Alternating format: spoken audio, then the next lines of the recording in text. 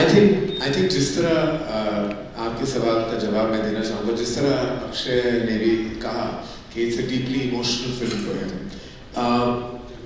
हम पंजाबी हैं, मैं भी पंजाबी हूँ।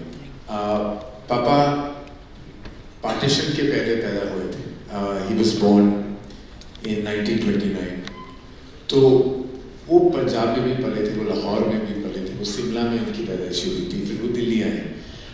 बहुत कुछ देखा था, बहुत कुछ उन्होंने मुझे बचपन में बहुत कहानियाँ सुनाई थी, और पंजाब बैनर के बारे में बहुत सारी ऐसी कहानियाँ थी जो मुझे वो सुनाते थे। मेरी दादी मुझे सुनाती थी, माता जी बुलाता था मैं उन्हें, और ऐसी बहुत सारी कहानियाँ को सुन के मैं बड़ा हुआ।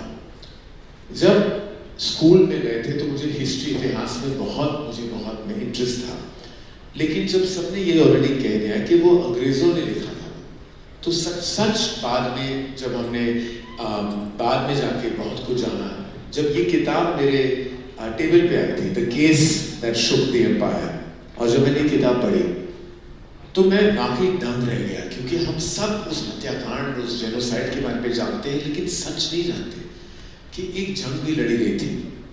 केसरी वन का जिक्र आपने किया था, बैटल ऑफ सारागिरी, बहुत ही गर्व वाली कहानी है, बहुत ही ब्रेवरी की कहानी है कि 21 जो थे वो सिख, वो लड़े, वो इतना लड़े कि सबने सोचा कि 2 मिनट में वो जंग शायद खत्म हो जाए, लेकिन वो शाम तक लड़े।